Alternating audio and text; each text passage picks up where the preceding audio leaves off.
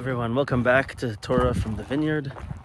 Here we're holding now in the middle of the holiday of Pesach, and in Mitzvah Hashem we're going to start a few lessons on the idea of Ratzon, of holy desire. In the Breslov Haggadah, Rabbi Nachman is brought down as saying that there's an interesting thing we see, that in the Seder we have many new mitzvahs that we don't normally do. Things are doubled. There's 2 times where we wash our hands. There's 2 times when we break matzah, break bread, as we say. Why do we have to do it like this? So he says like this: there's an Indian of Ratzon, of desire and holy desire.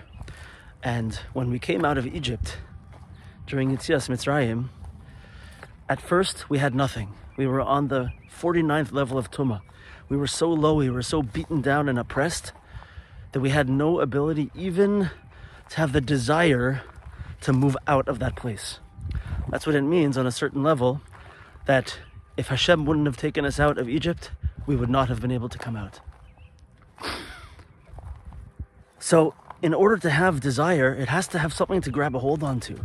It has to have something that we can look towards, something that we can grab a hold of and build up our desire.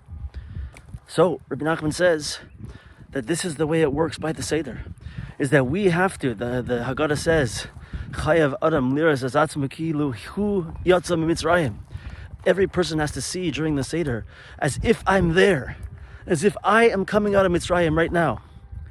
So at the beginning of the Seder, we're in Mitzrayim. We have nothing. We're beaten down. We're oppressed. We have nothing. So what does the Seder do for us?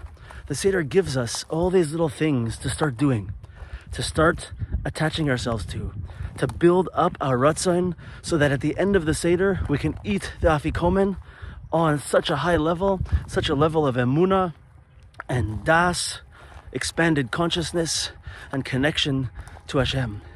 And all these little steps are there to build up our desire to get to there. And it's a good lesson, practical lesson for us to think about, because many times a person can find themselves so beaten down by life. Things are difficult, things are not going well.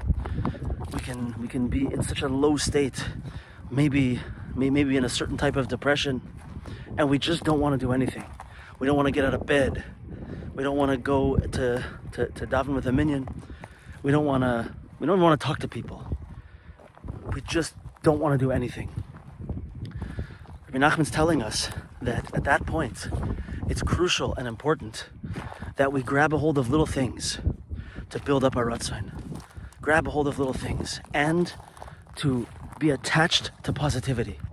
If I have nothing to look towards, nothing to look forward to, I can't build my Ratzon. Everyday simple things I can grab a hold of. I can speak to someone today in a positive way. I can do one small mitzvah. I can daven. I can pray to Hashem. I can put on tzitzis. I can call a friend and offer a listening ear, an encouraging word. I could call my mother. I could call my father.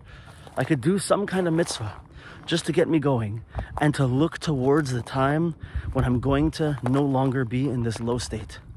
I can look forward to it and build up my desire.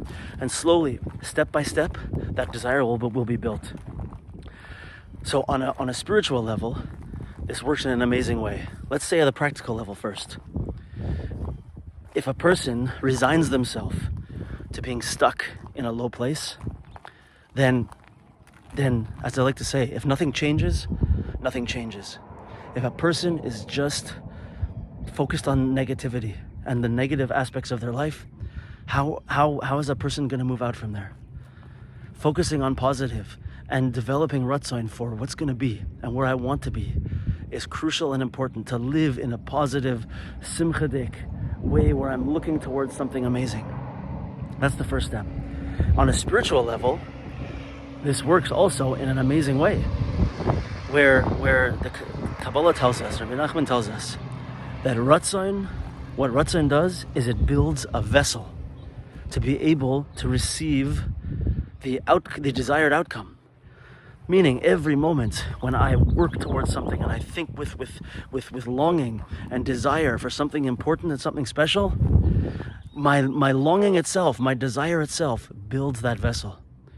So in Judaism, we see something amazing over here, that just plain desire without outcome, without achievement, has tremendous value and tremendous power to actually achieve something.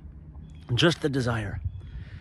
And Rabbi Nachman tells us also that desire, our own personal ratzon and desire, is one of the most precious things to Hashem. We'll continue soon. Thank you.